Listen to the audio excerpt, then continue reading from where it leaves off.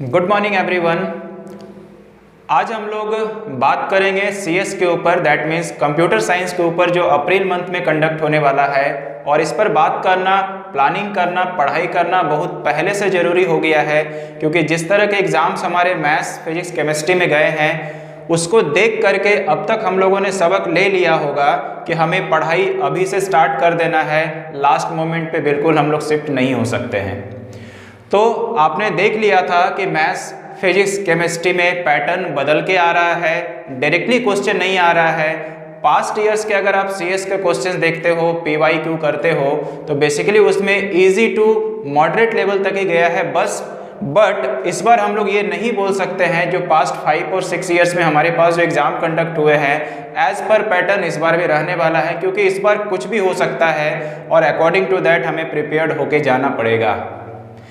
अब रही बात कि उन बच्चों को बहुत क्या बोला जाए, एकदम स्ट्रिक्टली एडवाइस है जिन्होंने 11 कुछ भी नहीं पढ़ा हुआ है।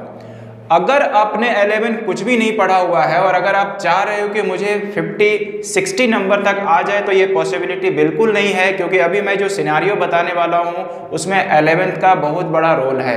आपको लगेगा सर नहीं 11th में तो कुछ भी फर्क नहीं पड़ता, हमारे सिलेबस में तो ऐसा कुछ है भी नहीं। बट मैं अभी आपको बताने वाला हूँ कि हमारा मेजर पार्ट कहाँ से कवर होने वाला है। तो आइए एक बार देखते हैं। जैसा कि आप देख पा रहे हो कि ये जो हमारे पास 3 लेवल में है, दैट इज पाइथन। हमारे पास ये हो गया पाइथन, MySQL एंड नेटवर्किंग। अगर अपने को पता है तो ये जो पाइथन है ना, सबसे मेजर एरिया कवर करता है, दैट इज 40 मार्क्स कवर करता है। MySQL जो हमारे पास हो गए, MySQL 20 मार्क्स कवर करता है और नेटवर्किंग हमारे 10 मार्क्स को कवर करता है। और हम सभी को पता है कि जो थियोरेटिकल एग्जाम होता है वो ओनली 70 मार्क्स का होता है, बाकी सारे प्रैक्टिकल्स हैं, ठीक है, 30 मार्क्स का। तो आप देख सकते हो कि सबसे मेजर पार्ट यहीं पे कवर हो रहा है।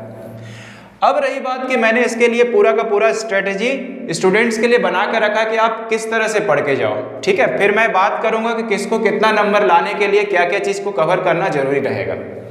तो सबसे पहले आप बात करो बेसिक्स। ये बेसिक्स पता है क्या है? क्लास 11 का टोटल बेसिक्स। अगर आपको यार अच्छा स्कोर करना है तो ये पढ़ के जाना ही पड़ेगा, नहीं तो आप एकदम आउटपुट वाले क्वेश्चन पाइथन से बेसिक्स रिलेटेड जो थोड़े से लॉजिकल क्वेश्चन है वो कभी अटेम्प्ट नहीं कर पाएंगे। अगर हम लोग क्लास 11 के इस पर जाएंगे तो ये 3 चीज़ें बहुत ही महत्वपूर्ण है, बहुत ही इंपॉर्टेंट है। Tuple, dictionary, list. और आपको पता है कि हमारे पास्ट ईयर्स में इससे क्वेश्चंस आए हुए हैं। अभी तो कितने बच्चे ऐसे हैं जिन्होंने 11 कुछ पढ़ा ही नहीं है। और बार बार मैं कह रहा हूं कि अगर आपने 11 नहीं पढ़ा है डेफिनेटली आपको प्रॉब्लम होने वाला है। ये 40 मार्क्स में बहुत अच्छा नंबर लाना आपके लिए बहुत जरूरी है, अगर आप 50+ लाना चाहते हो तो आप देख सकते हो टपल आपको अच्छे से करना पड़ेगा, डिक्शनरी, लिस्ट, और अच्छे से इन द सेंस ऑफ यार कंसेप्ट पढ़ना पड़ेगा। वो रट्टा मारने वाला प्रोसेस नहीं है। कल भी मैंने मैथ्स से रिलेटेड वीडियो बनाया और मैंने आपको बताया कि हमने गलतियां क्या की थी। तो प्लीज रटने वाला तरीका आप छोड़ दो, कंसेप्ट नहीं सीखोगे कुछ नहीं होने वाला है। कंप्यूटर में काफी सारे गैप हैं, देख के रिलैक्स मत हो जाइए कि हाँ भाई 15-15 दिन का गैप है, 15 दिन से भी ज़्यादा हो रहा है, 20 दिन का गैप है, कोई बोलता है 1 महीने का गैप है। मेरे भाई लास्ट के लिए मत छोड़ दो कि 3-4 दिन में हो जाएगा, नहीं होने वाला है। अब तक आपको अकल आ गया होगा मैथ, फिजिक्स, केमिस्ट्री के एग्जाम दे करके, और नहीं आया तो फिर भगवान भरोसे एग्जाम देने आप जा सकते हो, ठीक है। तो जैसा कि आप देख रहे हैं ये बेसिक्स हो गया। उसके बाद अगर हम लोग पाइथन के बेसिक्स से स्टार्ट करें तो data structure, very very important. ये सब सारे बेसिक्स हैं भाई, कवर करने पड़ेंगे। लूप हमारे पास हो गया, वाइल लूप हो गया, फॉर लूप हो गया, जिसमें से हम लोग वापस से इफ, एल्स, एल इफ, ये सारे चीज कवर करने पड़ेंगे। इसके बाद अगर हम लोग आ जाते हैं तो हमारे पास मॉड्यूल हो गए। फंक्शन तो चलो इस बार से हमारे पास स्टार्ट था, मॉड्यूल हमने मैथ मॉड्यूल्स वगैरह पहले भी पढ़े हुए हैं। मतलब इतना जरूरी है ये करना, क्योंकि इसके बिना आप अच्छे अच्छे क्वेश्चन कर ही नहीं पाओगे। तो सबसे पहले मेरे दोस्तों ये बात हो गया, ये पूरा का पूरा आपको पक्का कम से कम 4 या 5 दिन में घर में बैठ के पूरा कवर कर डालिए। बुक्स निकालिए, नेट में करिए, नहीं होगा मेरा नंबर आपके पास है, जहां पे डाउट होगा आप मुझे भेजिए। लेकिन आपको पता है खुद से पढ़ना बहुत जरूरी है। सारा चीज टीचर के भरोसे मत रहिए कि चलो टीचर के भरोसे एक वीडियो देख ले रहे हैं, क्लास में चले जा रहे हो और खुद कुछ कर ही नहीं रहो। टीचर्स यहाँ पढ़ा रहे होते हैं, आप आराम से बिजी रहते हो, यही आप में सबसे बड़ी प्रॉब्लम है। आपको खुद से भी वहाँ पर अपना एफर्ट लगाना पड़ेगा, जब तक अपने एंड से एफर्ट नहीं लगाएंगे तब तक कुछ भी होने वाला नहीं है। टीचर्स चलो पढ़ाते रहेंगे, हम लोग हेल्प करते रहेंगे, लेकिन पढ़ना खुद से है। मैं बार बार हमेशा एक लैंग्वेज कहता हूँ बच्चों को, भैया लाइफ में जितने भी मुश्किल आएंगे, परेशानी आएंगे, उनको झेलना खुद से पड़ेगा। गार्जियंस, टीचर्स, सारी दुनिया आपके सपोर्ट में रहेगी, लेकिन असली फाइट आपको ही करना पड़ेगा जाके। तो मैं वापस क्या बोलने वाला हूँ, ये सारे चीज 4-5 दिन में कवर कर डालिए क्लास 11 का। एक सप्ताह चलो टाइम ले लीजिए, 1 वीक आप टाइम ले लीजिए, लेकिन क्लास 11 का सारे कंसेप्ट कवर कर लीजिए, तब जा करके आप 12 वाले चीज को टच कर पाएंगे। अब हम लोग आ जाते हैं नीचे। फंक्शन में आप लोगों को पता है, जैसे फंक्शन हमने पढ़ा हुआ है with argument, return type, like ऐसा 4 टाइप्स ऑफ फंक्शन हमारे पास है, मतलब 4 कैटेगरी हो गए। फंक्शन तो ऐसे 2 ही हैं, एक यूजर डिफाइंड फंक्शन, एक आपके पास इनबिल्ट फंक्शन होता है, तो वो आपके लिए बेहद जरूरी है।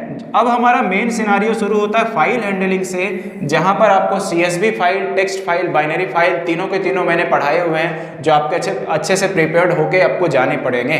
फिर भी अभी किसी को दिक्कत है तो वापस आप कमेंट करके बोलिएगा, डेफिनेटली हम कोशिश करेंगे कि इनका सबका सेपरेट वीडियो एक आपके लिए लाया जाए।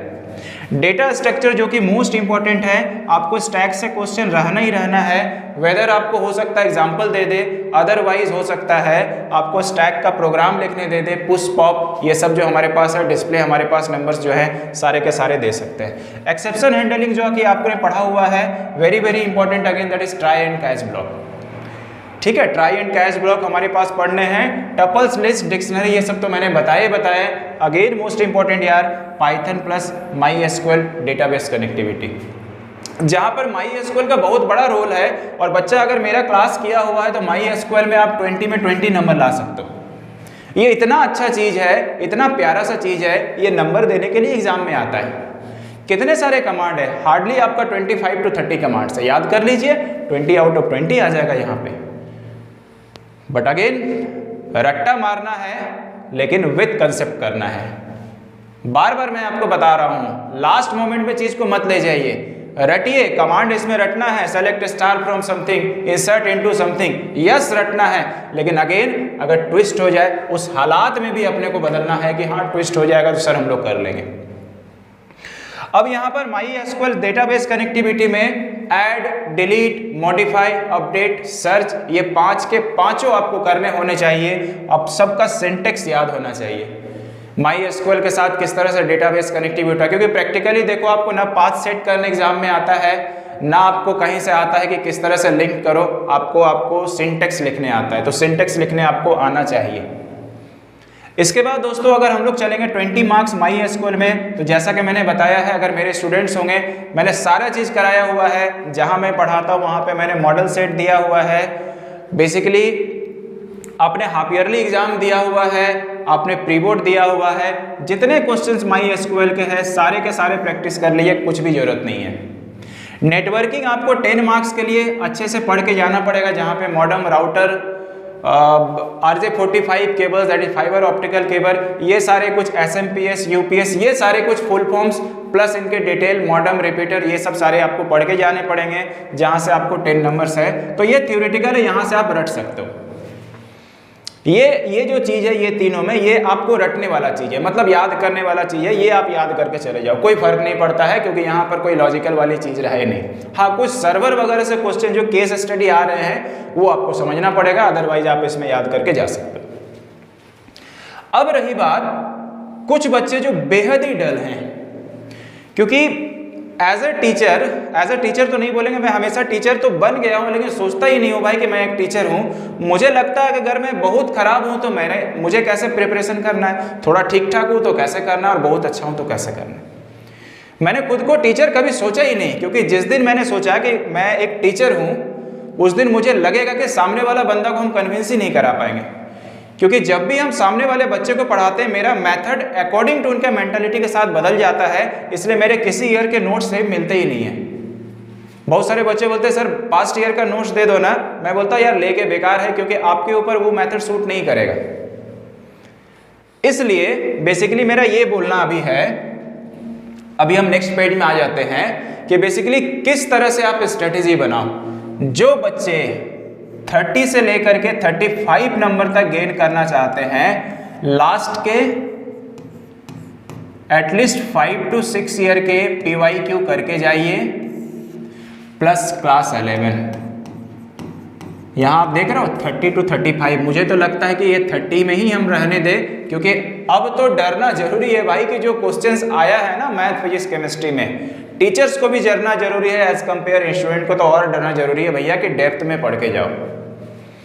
अगर आपको 50 प्लस लेके आना है तो लास्ट के एटलीस्ट 10 ईयर्स के PYQ करके जाइए, प्लस क्लास 11 के पढ़ के जाइए, प्लस ये दोनों तो आपने किया ही है, ये जितने सारे आपके प्री बोर्ड हुए होंगे स्कूल के, जहां भी जो स्कूल में आप पढ़े हुए हैं प्री बोर्ड के क्वेश्चन जाइए और प्लस बुक्स पढ़ के जाइए।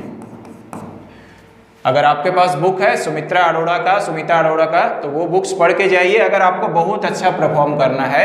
एंड आउट ऑफ यार 70 आउट ऑफ 70 लाना जो बहुत ही टफेस्ट वर्क है, 70 आउट ऑफ 70 लेकर के आना, बट फिर भी 65 66 तक हम लोग ला सकते हैं। लेकिन मेरा ऐसा भी बोलना नहीं है कि 70 नहीं आ सकता, बिल्कुल आ सकता है। तो लॉजिकली क्लास 11 पूरा अच्छे से कर डालिए, क्लास 12 पूरा अच्छे से कर जाइए और लॉजिकली स्ट्रॉन्ग करिए खुद को, तब जाके आपका अच्छा स्कोर आ पाएगा। बहुत सारे टीचर मुझसे नाराज हो जाते हैं, सर क्या बता रहे हो बच्चे को, 30 मार्क्स वाला का प्लानिंग आप बता रहे हैं। सर आप प्रैक्टिकली कभी नहीं समझोगे उन बच्चे का दर्द जो जनरली वीक होते हैं। आप टीचर बन के सोच रहे हो कि क्या आपको बताया जा रहा। मेरे पास ऐसे ऐसे बच्चे आते हैं जिनको कुछ भी नहीं पता होता है, तो मुझे सोचना पड़ता है उनको 30 मार्क्स कैसे दिलवाया जाए। कभी आप इन बच्चों के सामने बैठ के देखिए तब पता चलेगा। बहुत सारे टीचर्स जो है मेरे से गुस्सा हो जाते हैं कि क्या बता रहे हो सर, आपको 50 प्लस तो कम से कम बताना चाहिए, क्या 30 वाले का स्ट्रेटेजी आप बता रहे हो। तो कभी आप उनको फेस करके देखो सर, तब मजा आएगा आपको। बहुत सारे बच्चे आते भी हैं कि सर किस तरह से हो पाएगा। आप सोचो जो बच्चा 2 साल नहीं पढ़ा हुआ, उसको पाइथन का P नहीं पता हुआ है, अब मुझे बताइए उसको मैं क्या 50 प्लस का प्लानिंग बताने वाला हूं। मेरा ये मानना है अच्छे बच्चे को तो आप अच्छा करा लोगे, अच्छा टीचर आप तभी हो सकते हैं जब एक एवरेज बच्चा एक बहुत ज्यादा वीक बच्चा को आपने मार्क्स अच्छा लाके दिखवा दिया, तब जाकर के आप एक अच्छे टीचर हो सकते हो।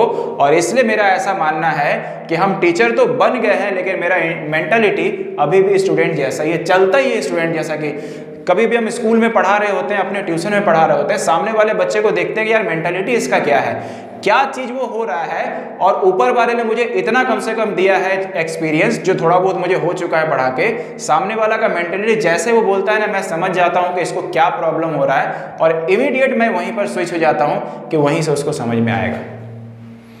तो आप जितने सारे वो टीचर जो मेरे ऊपर कमेंट करते हैं ना कि ये सब मत बताया करो, आप नहीं समझ पाओगे उस बच्चे का दर्द। या मैं फेस करता हूँ, आप कभी फेस करो तब मालूम चलेगा। आपने अच्छे बच्चों को पढ़ाया होगा, आपने कभी वीक स्टूडेंट को पढ़ाया ही नहीं होगा, इसलिए आप ये दर्द नहीं समझ पाओगे।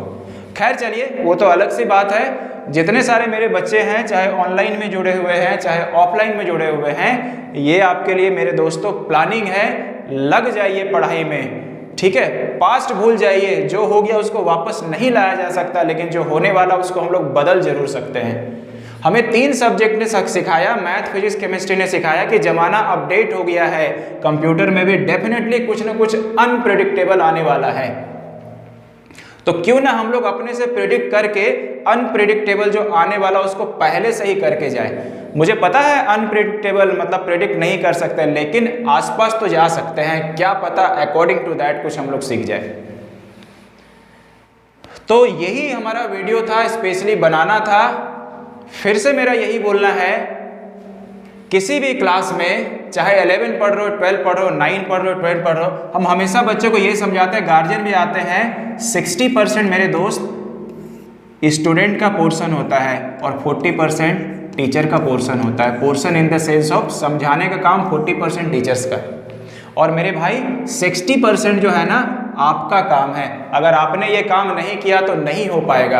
और मजाक मजाक में हमेशा हम बोलते हैं अपने स्कूल में कि भैया आपकी वजह से ही मेरा मैथ अच्छा हो रहा है, आपकी वजह से ही मेरा CS अच्छा हो रहा है। मजाक में ही बोलते हैं, लेकिन वो कड़वा सच है। आप बनाओगे ही नहीं तो टीचर कहीं ना अच्छा होगा। बार बार सारा मैथ टीचर ही बनाए, बार बार सारा कंप्यूटर और प्रोग्रामिंग टीचर ही करे, तो नॉलेज किसका अच्छा होगा? डेफिनेटली टीचर्स को होगा। आप करोगे तब ना ये रेशियो बटा रहता है, आपको मेहनत करना पड़ेगा टीचर्स से थोड़ा ज़्यादा, टीचर्स तो आपके ऊपर करते ही हैं।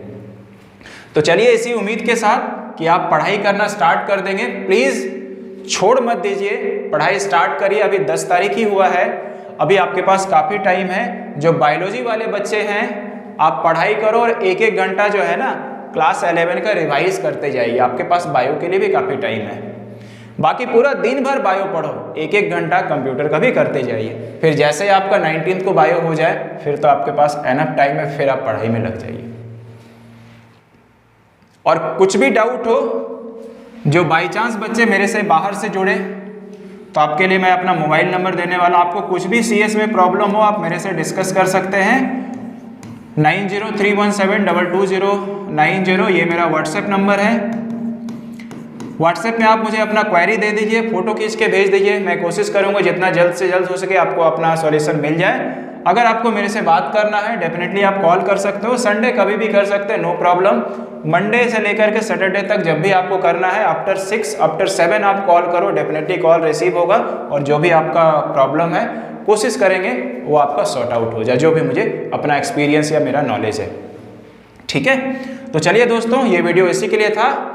उम्मीद करते हैं आप पढ़ाई शुरू कर दिए होंगे, नहीं किए हैं तो प्लीज़ स्टार्ट कर दो। आज मैं थोड़ा सा सीरियस हूँ, हंसी मजाक मैंने बिल्कुल नहीं किया है क्योंकि सीरियस होने का यार वक्त आ गया है। और उम्मीद करते हैं ऊपर वाले की दया से और सभी बड़ों के आशीर्वाद से हमारा सारा एग्जाम जो बचा हुआ वो बहुत ही अच्छा जाएगा। Anyway, thank you so much दोस्तों, पढ़ाई लेकिन शुरू कर देना।